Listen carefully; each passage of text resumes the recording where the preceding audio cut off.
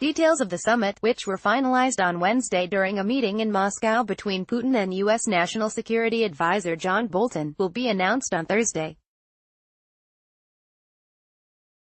Helsinki, the capital of Finland, remains a leading site contender for the two leaders' meeting, people familiar with the planning say. Trump told reporters that Vienna, Austria, also remains an option. It's looking like we will be probably meeting sometime in the not-too-distant future. And I've said it from day one, getting along with Russia, with China and with everybody is a very good thing, Trump said in the Oval Office, where he was meeting his Portuguese counterpart. It's good for the world, it's good for us, it's good for everybody, the president said, brushing aside concerns the summit is coming at an inopportune moment. The prospect of a meeting with Putin, which Trump first raised during a congratulatory phone call in March, has sent ripples of consternation through European capitals. Some leaders fear a campaign to isolate Moscow for its destabilizing activities could be quickly undone by an eager-to-please Trump. But Bolton said in Moscow that face-to-face talks would benefit the world. Both President Trump and President Putin think they may be able to find constructive solutions, Bolton continued. I'd like to hear someone say that's a bad idea. He characterized the intended sit-down as not out of the ordinary for a U.S. president, noting Trump's European counterparts regularly meet with Putin, despite their differences. Trump will be in Europe in mid-July for a NATO meeting in Brussels, Belgium, and a working visit to the United Kingdom. Trump said in the Oval Office on Wednesday that the meeting with Putin would likely happen after those stops. Both Bolton and his Russian counterparts declined to offer further details of the planned meeting, saying only they would be revealed on Thursday. The meeting is bound to cause agita among European leaders who hope to isolate Putin amid persistent destabilization attempts. Bolton sought to ease some of those concerns on Wednesday, saying the U.S. position is that joint sanctions on Russia should remain in place. Likely to draw criticism. The summit is also likely to draw criticism from the U.S. president's domestic critics, who accuse him of currying favor with Putin after Russia, according to U.S. intelligence agencies, worked to swing the 2016 presidential election in Trump's favor. Bolton insisted the opposite was true on Wednesday, indicating it was likely Trump would raise the election meddling issue with Putin. People have said or implied over time that a meeting between President Trump and President Putin would somehow prove some nexus between the Trump campaign and the Kremlin, which is complete nonsense, he said. Trump himself was less committal. He said the topics of discussion were broad, but listed certain items likely on the agenda. I think we'll be talking about Syria. I think we'll be talking about Ukraine. I think we'll be talking about many other subjects and we'll see what happens, he said. Asked whether election meddling would arise, Trump turned to his Portuguese counterpart and said, "You never know with meetings, right? But I think a lot of good things can come from meetings with people." NATO tensions. As the White House works to arrange the Putin meeting, Trump has renewed his censure of NATO on the campaign trail ahead of his upcoming visit to the defense bloc's headquarters.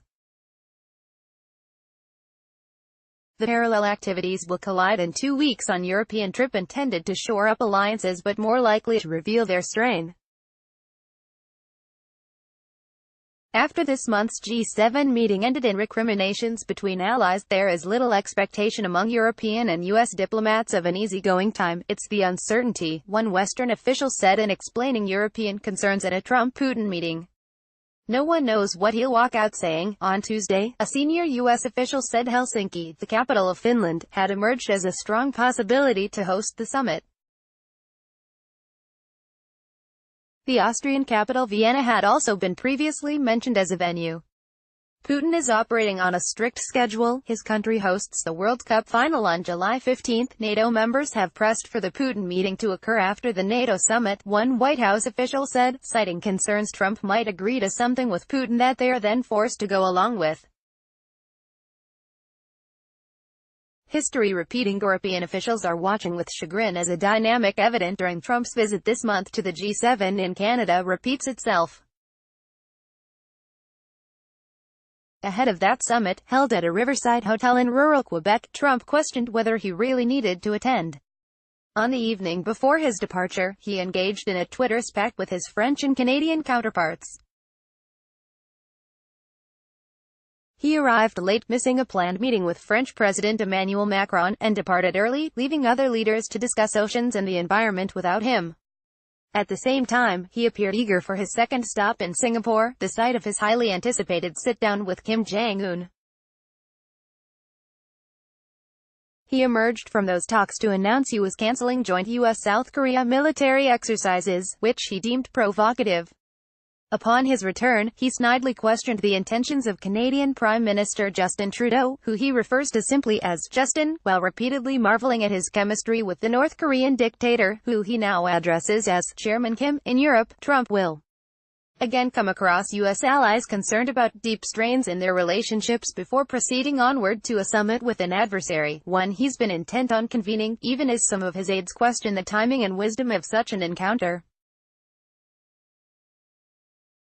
Trump has displayed a more conciliatory attitude toward Russia in recent weeks, including urging G7 leaders in Canada to reinstate Putin in their group after he was expelled for Russia's 2014 incursion into Ukraine. In his March phone call, Trump discarded his aide's advice in congratulating Putin on his re-election, despite widespread accusations of voter fraud. He even raised the idea of hosting the event at the White House. It's bad for allies if the atmospherics with Putin are much better than at NATO. Bad message, said one person familiar with the discussions of the Trump-Putin meeting. If Putin is all smiles, and NATO all snarls, it'll be a terrible signal. Speaking to CNN's Elise Labat on Sunday, Secretary of State Mike Pompeo laid out a possible agenda for a meeting between the two men, whether it's the battlefield in Syria, the situation in Ukraine, the Russians' active measures. I am sure there are many topics that President Trump and President Putin will discuss, and each of them is important to trying to put the relationship back in place with a common set of understandings, Pompeo said.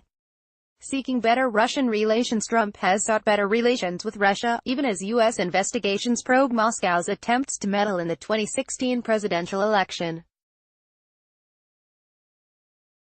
While he agreed to expel Russian diplomats from the U.S. as punishment for Moscow's alleged poisoning of a former Russian spy, he initially resisted the move and later vented that he felt pressured to act.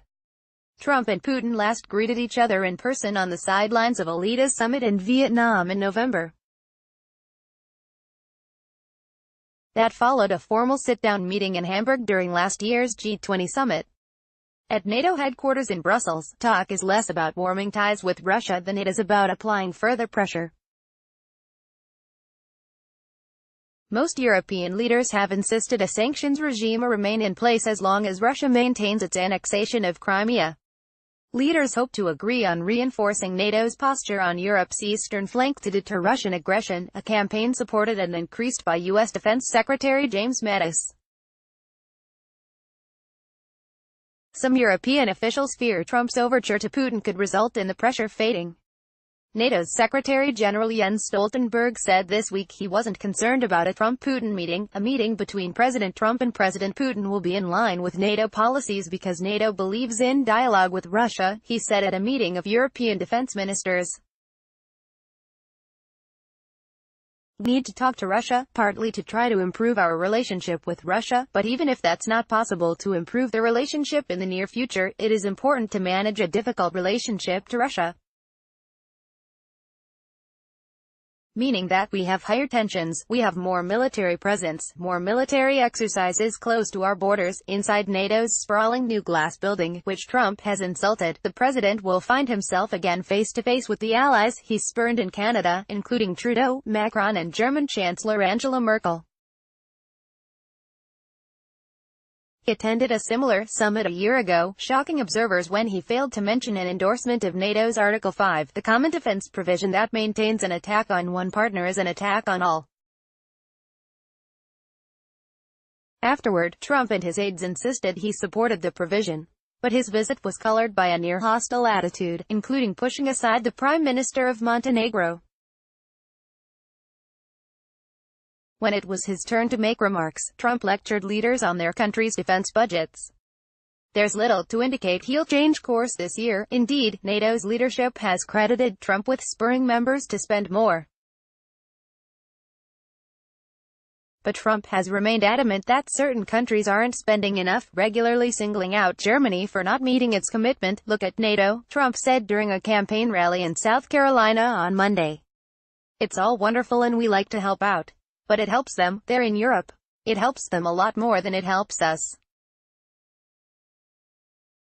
We're very far away." Trump's indignation at European defense spending is wrapped up in his larger view of the continent as a drain on the United States, which includes his harsh stance on trade. He's promised to slap new tariffs on European autos, escalating a tit-for-tat trade battle that's already led some U.S. companies such as Harley-Davidson to announce they're moving production overseas. And he's bemoaned Europe's handling of migrants, using the tenuous situation there as rationale for his own hardline tactics. "They have been overrun. And, frankly, a lot of those countries are not the same places anymore," he said in the cabinet room on Tuesday. "And I'm sad to say it, and I said that at the G7. They are not the same places." New alliances. During his meetings in Europe this week, Bolton has sat out those types of viewpoints, including during meetings in Rome. The National Security Council tweeted a photo of Bolton smiling during a meeting with Italian Deputy Prime Minister Matteo Salvini, who has taken heat recently for his comments on migrants. In recently unearthed footage, Salvini is seen calling for a mass cleansing, street by street, piazza by piazza, neighborhood by neighborhood, of migrants, decrying the situation as out of control. An admirer of Putin and an avid Twitter user, Salvini is the type of European leader that Trump and his allies have worked to cultivate since taking office, often to the dismay of more establishment politicians. In the UK, where Trump will travel following his stop in Brussels, the president has been a supporter of pro-Brexit politician Nigel Farage, even suggesting he would make a strong British ambassador in Washington. Sentiments like that, along with his criticism of London's mayor, his tweets about a bombing in London and his retweets of an extreme right-wing British group, have garnered Trump widespread unpopularity in Britain. British Prime Minister Theresa May, ever wishful of improving her ties with Trump, hopes his visit in July won't be overshadowed by an immigration crisis in the US or fresh controversy from NATO. She also hopes mass protests planned for London won't impede her welcoming abilities. Already, planners have said tens of thousands of people are expected to march in the capital. Protests are also expected at Trump's golf course in Scotland, where he's expected to spend at least a night. Much of the president's visit to the UK will occur outside of London, people familiar with the planning say, including a meeting with Queen Elizabeth II at Windsor Castle and bilateral talks with May at the Prime Minister's country estate Chequers. He's not, for now, planning to address Parliament, perhaps a disappointment for demonstrators planning to float a 20-foot helium balloon in the shape of a Trump-faced orange baby nearby. CNN's Matthew Chance, Mary Ilyashina and Nicole Gowett contributed to this report.